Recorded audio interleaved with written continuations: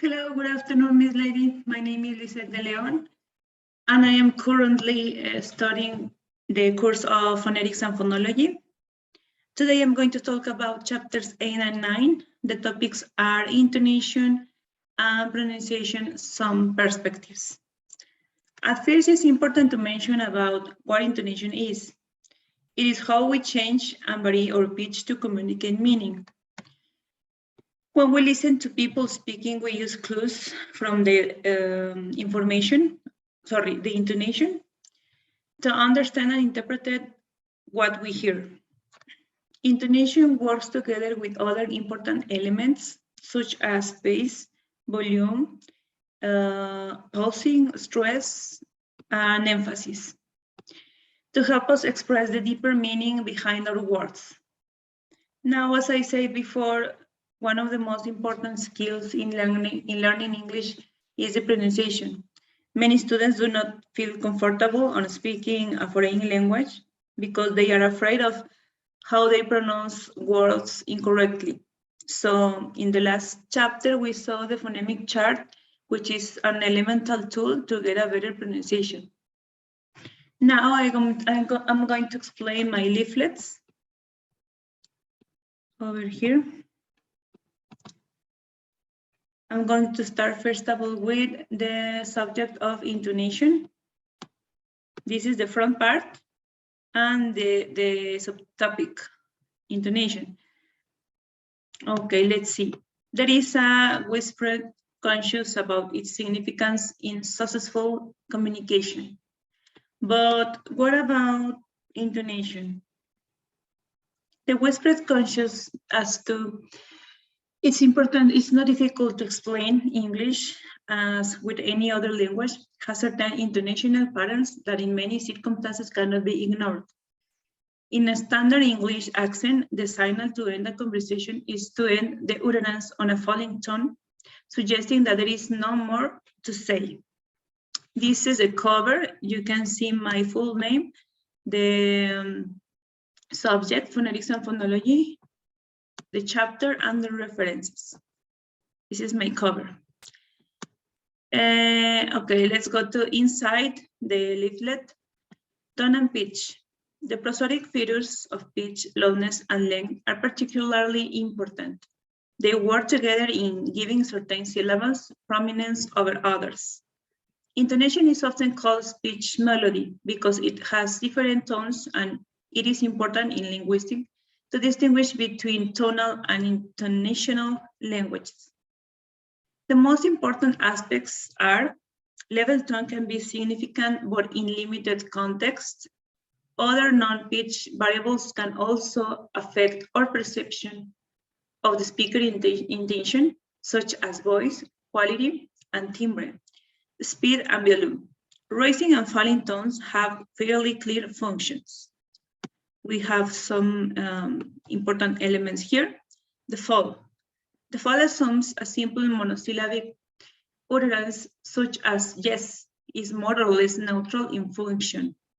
The rise. The rise seems to suggest the opposite to the above in that a rising reply like yes to the question of excuse me indicates that the speaker is willing to continue the dialogue.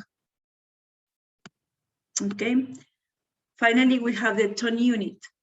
The tone unit is fundamental because it enables us to marry stress and intonation. It enables us to see how they work together to form meaning, which is crucial to the understanding of any intonational language.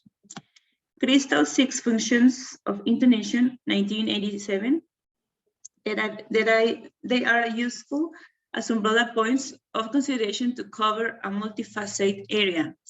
The 6 functions are emotional, expresses of attitudinal meaning. Number 2, grammatical, makes of grammatical contrast, for example, between questions and statements. The number 3, information structure, makes of the distinction between what is already known and what is new. The number 4, textual, marks of the structure of larger stretches of discourse.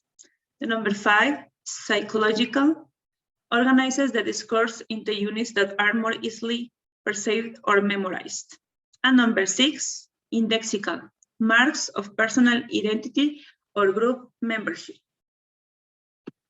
Okay, so let's go to the second leaflet. It talks about teaching pronunciation, some perspective. This is the front page, and this is the inside. I'm going to start, first of all, with a historical perspective. According to Kelly, in 1976, language teaching since time immemorial has attempted to grapple with the problem of pronunciation either intuitively or analytically. The majority of foreign language courses did not pay much attention to pronunciation as a significant element in teaching. It was seen as the preliminary difficulty to face in the process of the mastery of the alphabet of the target language. Again, this is my cover page. Inside, the first subtopic is segmental or suprasegmental. The segments of a language are the particular and minute details of its vowels, consonants, and individual sounds. If we were to concentrate in our lesson on rising and falling patterns of intonation, we will be working at the suprasegmental level. You can see a little picture in which it expresses the suprasegmental phoneme. Approaches to teaching. In the exposure procedure, no explicit attention is paid to specific features of pronunciation, either segmental or suprasegmental. Spoken language occurs contingently in the context of some task or activity which requires the use of the target language.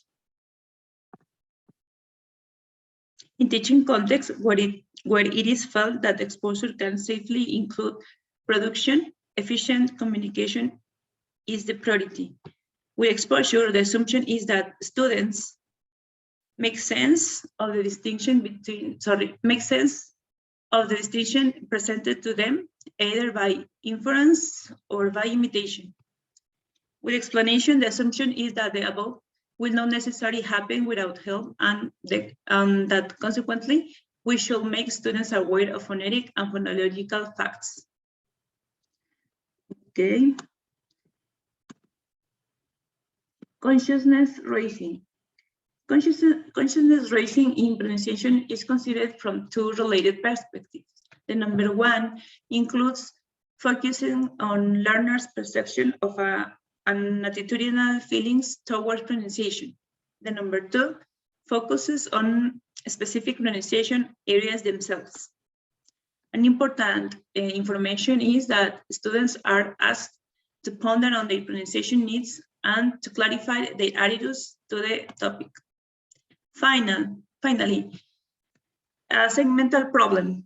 One particularly effective way of focusing students on problem sounds between language is to ask them to work on those sounds in some way that the problem sound belongs to them.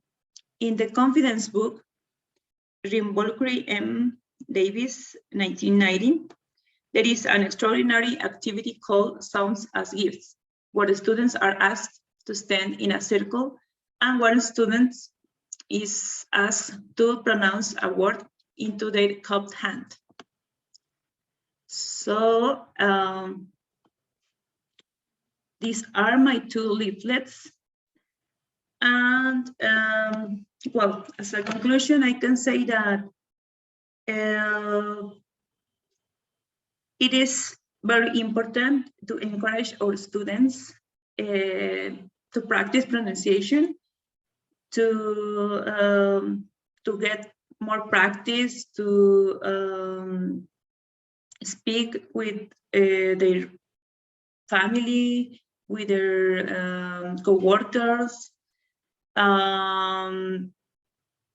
get more strategies in which they can practice day by day the pronunciation. It is not easy, but always I say, by the practice, the learner can be more prepared the time they learn English. So that's it for today. I hope you like my work, Miss Lady. It was a pleasure working with you. Thank you.